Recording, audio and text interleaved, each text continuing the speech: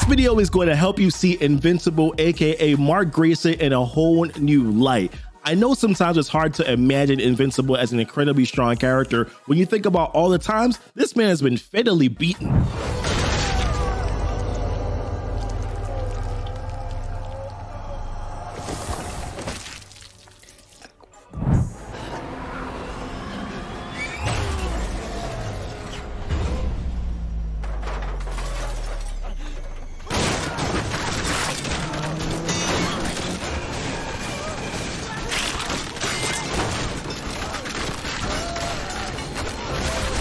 Damn, I forget how hardcore Invincible can be. But despite everything you've seen so far, despite the number of times we've seen the boy beaten and bloodied, when you dive deep into the comic lore, you realize that Invincible is not only strong, he's actually the strongest Viltrumite at the end of it all. And I'll prove it to you. We'll be looking at an in-depth analysis of his powers, his most incredible feats, and battles with some of his strongest enemies, just so that we can prove once and for all why he's actually a bad mother.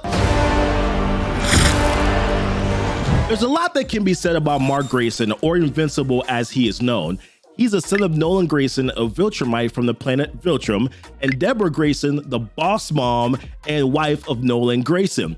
Mark is a Viltrumite slash human hybrid, and you would think that would somehow diminish his Vultrumite genes, but the Vultrumite genes are so dominant that when they meet with any compatible genes, they always excel. Meaning Mark might as well just be a pure Viltrumite, even with his human half. All Viltrumites have the same specific set of powers, such as incredible strength, and don't worry, we'll get into the extent of Mark's strength in just a minute. The ability to move incredibly fast, at least past the speed of sound. There's also an increased lung capacity, which means that they can hold their breath for a very long time. For example, according to the comics, Omni Man, upon leaving Earth, traveled to a planet in another galaxy in under a week from only one gulp of air. Damn! But that's not the end. They have near invulnerability, and most attacks like bullets, bombs, and trains, and even diseases do not work on them. The only time that they take a hit is when they're faced with an incredibly strong opponent, like when Battle Beats beat the sense out of Mark, or when Omni Man also beat the sense out of Mark, and all the other subsequent times when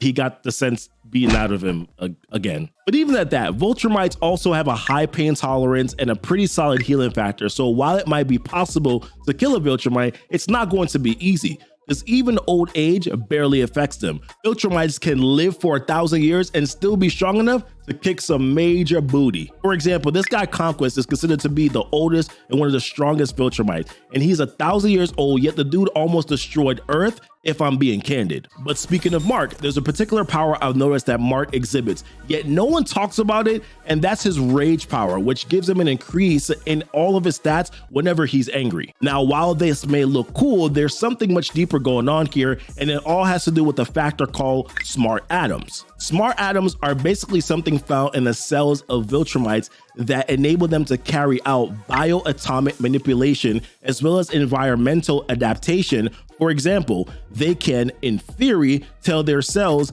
not to get hot during hot weather, or to use up cellular energy to boost up their stats, as we see with Mark's rage, accelerate healing, and so on. Thanks to their smart atoms, the longer they live, the stronger that they get, and the more opponents and obstacles they face and triumph, the stronger that they become. And speaking of strength, when it comes to a show of raw power, Mark has already pulled off some incredible feats. This dude stopped an asteroid that was big enough to wipe out Texas and threw it back into space like a boss. In the comics, he lifted a massive cruise ship full of people, and the ship is estimated to weigh above 200,000 tons. To put that in perspective, a blue whale weighs roughly 200 tons, so that would mean that Mark lifted a ship of about 1,000 blue whales. He even threw a spaceship the size of a skyscraper into space and splattered a bunch of young Viltrumites just by physically making contact with them. And that's just for show of strength. Mark's average speed is estimated to be about 800,000 kilometers per hour, or 222 kilometers per second,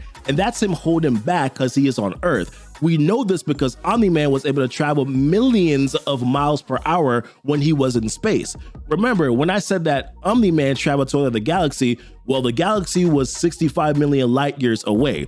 This would mean that Omni Man is technically faster than the speed of light if he can move at that speed for that amount of time. It should also be noted that Omni Man has confessed in the later chapters of the comics that Mark is stronger and faster than him, meaning Mark is in theory faster than the speed of light. I mean, after all, it was thanks to their speed blitz that Mark and his dad were able to destroy the planet Viltrum by basically flying through it multiple times, but more on that a little bit later. In the end, these feats don't really drive the point home of how strong Mark really is. The best way to show this would be in his battles, because Mark has faced a lot of strong foes. The boy has physically fought alternate versions of himself, some of which have pulled incredible feats like laying waste to cities and taken out incredibly strong individuals.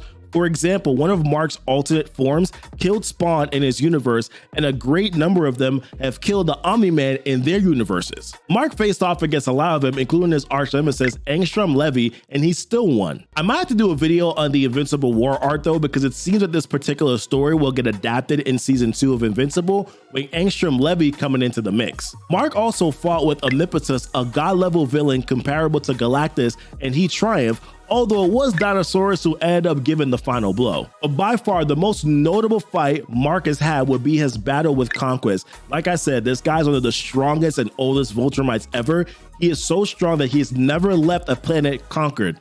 I guess that's why they call him Conquest. When Conquest visits Earth to force Mark to ally with the Vultrumite Empire, and Mark is like, dude, this is not a good time. Conquest says, yeah, I want to fight anyway, and he and Mark proceed to have what is considered to be one of the fiercest battles in Invincible history. I mean, if you think Mark versus Omni Man was bad, you're definitely in for a wild ride. Conquest initially had the upper hand, beating Mark to a pulp again, and when Mark's little brother tries to help, Conquest almost splits the dude into two. So Eve joined the battle at some point after recovering from a fatal injury, and then Conquest proceeded to inflict another fatal injury on Eve by impaling her. Like, bro, what's up with these Vultrumites, man? Cue the rage power. Mark proceeds to then break Conquest's cybernetic arm and even smash the dude's face to the point where it's hard to even look at. I mean, I hadn't seen this much blood in a comic book since, well, the previous chapters in the Invincible comic book. Invincible's first battle with Conquest sort of ended as a stalemate, but the next time that he fought Conquest,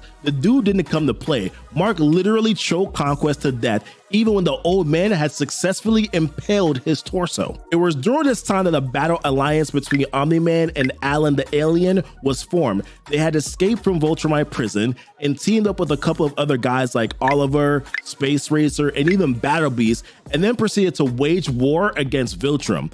It was at this point that Invincible, Omni Man, and another Viltrumite called Thaddeus went ahead to decimate Viltrum, destroying the planet completely. This is no easy feat, since it stated that Viltrum's gravity is 1.25 times denser than Earth's. During the endgame, Mark fought the strongest Viltrumite of all, Bragg, who not only defeated Battle Beast but also brutally wounded Omni Man easily. And yet Mark went toe-to-toe with the guy on the surface of a star, if I might add, and he emerged victorious. And that's precisely why Mark is a formidable force, because he has faced a lot of obstacles even in the short time of him being a hero. Not only has Mark fought versions of himself, his father and god tier opponents stronger and older than him, guys who have seen more battles and are more aware of combat tactics, but Mark always finds a way to triumph. And don't forget that he's a Vultrumite. They get stronger with time. Imagine how strong he'll be in the next 500 years. Heck, even the next 100 years. This is why Mark Grayson is stronger than you think, and this is why he's technically the most powerful Viltrumite in the series,